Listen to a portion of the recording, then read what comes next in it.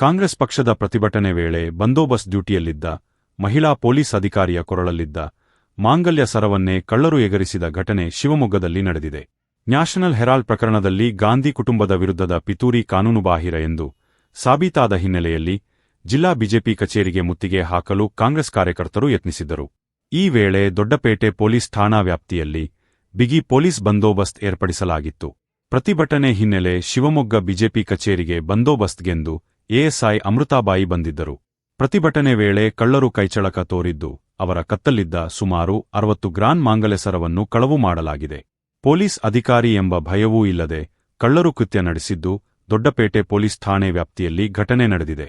ಚಿನ್ನದ ಮಾಂಗಲ್ಯ ಸರ ಕಳುವಾಗಿರುವುದು ತಿಳಿಯುತ್ತಿದ್ದಂತೆಯೇ ಎಎಸ್ಐ ಅಮೃತ ಅವರು ಸ್ಥಳದಲ್ಲೇ ಕಣ್ಣೀರು ಹಾಕಿದ ಘಟನೆ ನಡೆಯಿತು.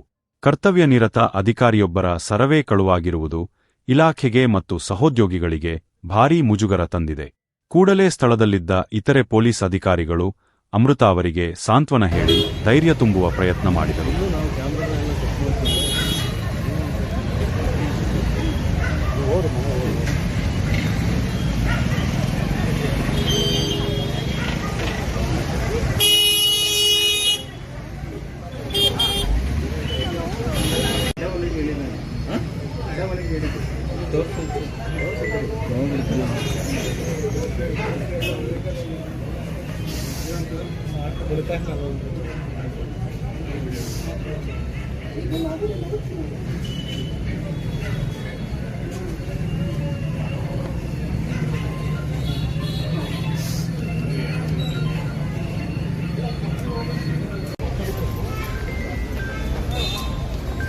ಮೇಡಮ್ ಇದು ಮಂಗಲ ಸರನಾ?